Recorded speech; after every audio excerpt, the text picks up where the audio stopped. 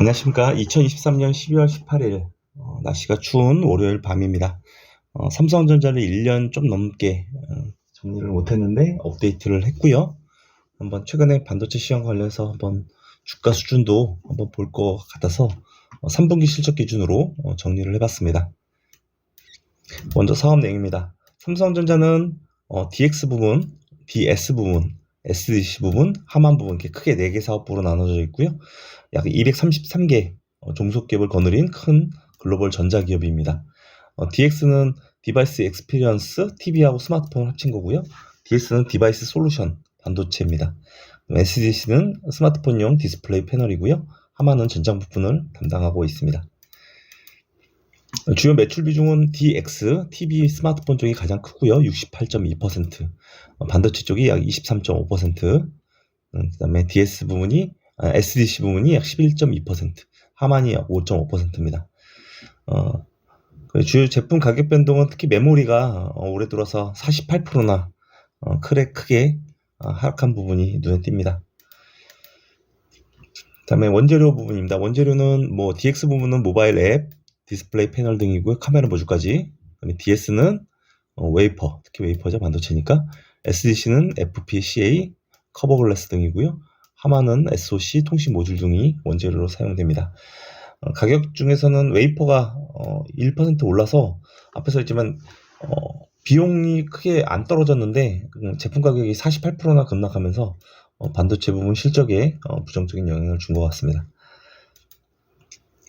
가동률입니다. 가동률 전체는 TV 쪽은 75%, 스마트폰 66%, 스마트폰 쪽이 많이 가동률이 안 좋죠.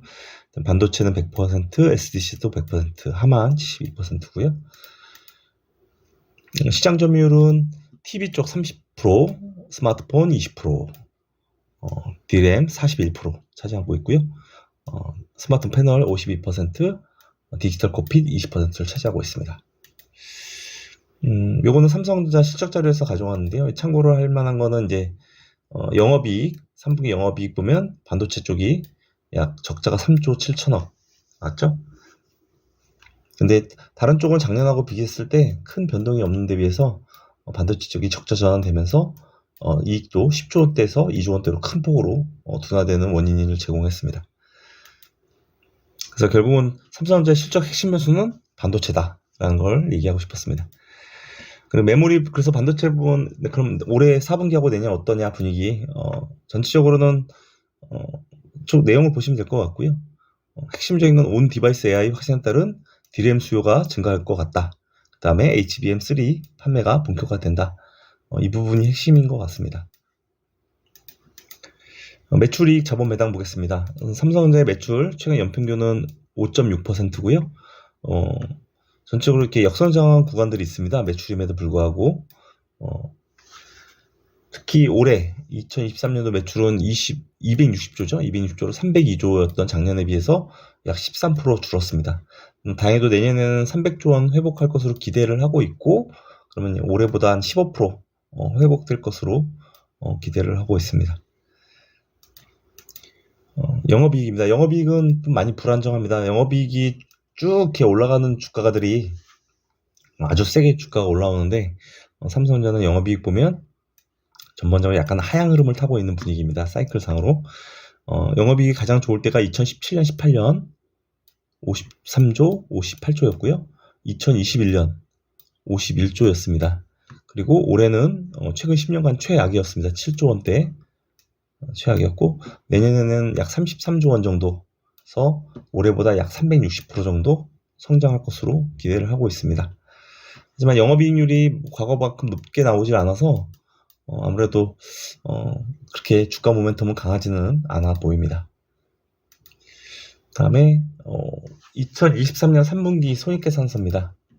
매출액 67조 원에 영업이익은 2조 4천억, 그다음에 순이익은 5조 8천억이고요.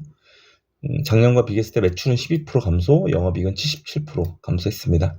누적으로 보면 영업이익이 3조 7천억으로 작년 39조에 비해서 10% 남기고 90%가 빠진 거죠. 이게 APS 그런 반도체 영향이 컸던 것으로 보입니다. 4분기에는 일단 감소폭은 좀 줄는 것 같습니다. 매출액 69조에 영업이익은 약 3조 5천억, 순이익은 약 4조 7천억으로 전년 동기보다 매출은 1.1%, 영업이익은 17% 정도 감소가 예상되고요. 그리고 내년 1분기부터는 올해 안 좋았기 때문에 숫자가 플러스 전환, 그러니까 영업이익 기준으로 전년 동기 대비 플러스 전환이 기대됩니다. 그래서 4분기까지는 좀 더 마이너스 되는 걸 보이겠지만 1분기부터는 좀 좋은 숫자가 나올 것으로 보입니다. 2024년도 예상 당기순이익 30조 원 기준으로 약 PER은 14.5배가 될 것 같습니다. 재무상태표입니다. 현금 75조, 유동자산 206조, 비유동자산 248조, 총부채 90조, 자기자본 363조고요. 부채 비율은 25%, PBR은 1.20배입니다.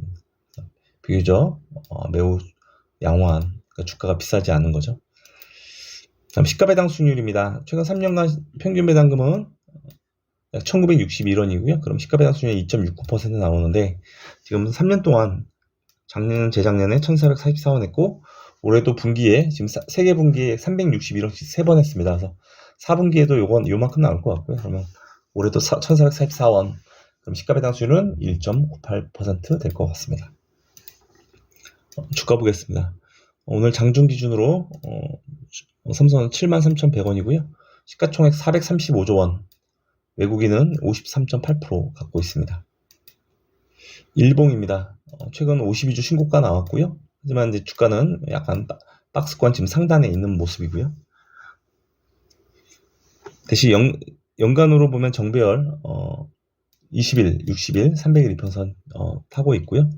그다음에 연간 작년 말과 비교했을 때 약 32.1% 주가는 올라 있습니다. 월봉으로 보겠습니다. 월봉은 아까 2017년, 18년에 50조 원 벌었다 그랬죠? 그리고 2021년에 50조 원 벌었고. 근데 보면 주가는 그 전에, 그죠? 그 전해에 다 올랐습니다. 그래서 영업이익 성장 대비 주가는 1년 전으로 반영한다 라는 점을 참고를 해야 될 것 같고요. 그래서 22년, 23년에도 이익은 하락했는데 주가는 21년부터 빠졌습니다. 그리고 올해 오르는 거는 내년도 좋아질 거를 반영하고 있는 거죠. 그 부분이 좀 이제 반영되고 있다는 부분 아쉽습니다. 전체 사상 최고가는 96,800원이었고요. 주요 변곡점은 58,000원이 주요 변곡점인 것 같습니다. 수급입니다. 외국인은 올해 1년 내내 산 것 같고요. 기관은 팔다가 9월, 10월 이후에 다 매수세로 도면서 지금 현재는 양매수 하고 있는 것 같습니다.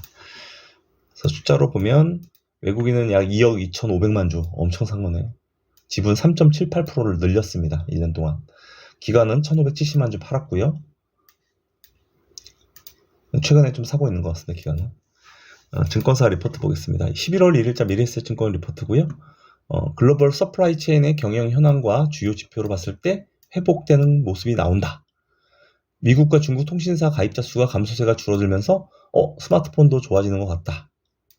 그 다음에 내년에는 낸드 확실히 흑자전환될 것 같고 영업이익은 약 34조 원 정도 나올 것 같다. 앞에서 우리 33조 원에 있는 비슷하죠?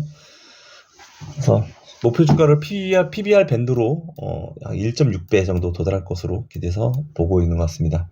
앞에서 제가 1.2배라 그랬죠, 이제. 보통 이게 대형 우량주들은 PBR 밴드로 주가 목표치를 보통 설정하기도 합니다. 다음에 12월 7일자 키움증권 보고서고요. HBM3 시장에서 삼성전자가 진입되고 엔비디아를 포함한 주요 고객들로 공급 본격화된다.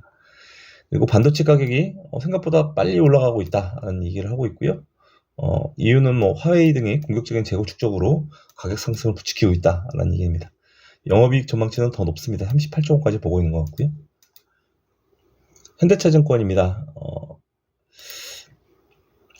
4분기에 DDR5 HBM 비중이 늘어나고 있고 메모리 제품 가격 상승으로 반도체 적자폭이 많이 감소할 것으로 기대한다.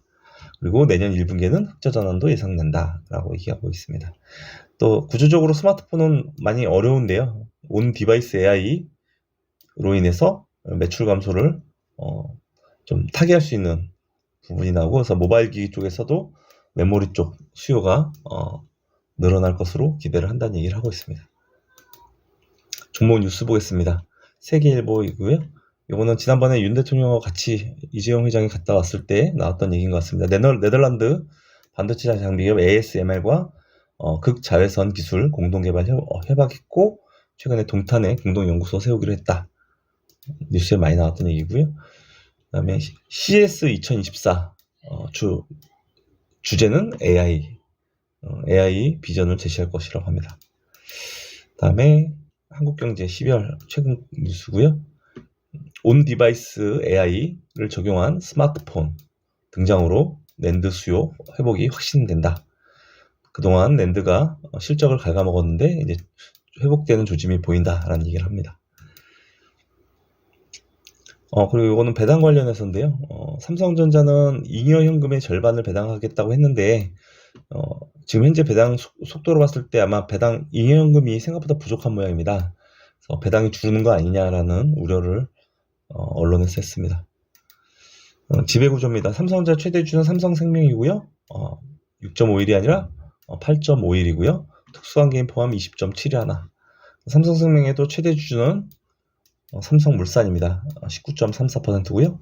삼성물산의 최대주주는 이재용 회장이 거느리고 있습니다. 그래서 이재용, 삼성물산, 삼성생명, 삼성전자 이런 현재 수직 지분 구조를 갖고 있습니다. 정리를 해보겠습니다. 삼성전자는 TV 등 가전, 스마트폰 등을 생산하는 DX 사업부, 반도체하는 DS 사업부, 스마트폰 디스플레이 생산은 SDC 사업부, 전장 부품하는 하만으로 나눠지고요. DX 사업부가 매출의 68%를 차지하지만 반도체 DS 사업부를 제외하고는 매출과 이익 변동성이 크지 않기 때문에 삼성전자의 이익 변동은 대부분 반도체에서 발생하고 있습니다. 2023년 반도체 부문 적자로 삼성전자는 최근 10년간 최악의 실적이 나왔고요. 하지만 올해 하반기부터 수요가 회복되면서 반도체 가격이 상승하고 내년에는 온 디바이스 AI 같은 새로운 수요 증가로 스마트폰, 반도체 모두 다 좋아질 것으로 기대를 합니다. 2023년 4년도 컨센서스 기준으로 영업이익은 33조 원 정도 예상이 되고요. 그럼 올해보다 약 360% 고성장이 기대됩니다.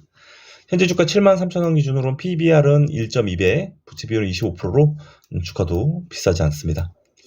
다만 삼성전자 주가는 영업이익에 1년 선행하는 흐름을 보여왔기 때문에 올해 이미 32% 주가가 올랐습니다. 그래서 내년도 이익 회복을 일정 수준 주가에는 반영하고 있다는 점을 고려해야 될 것 같고요.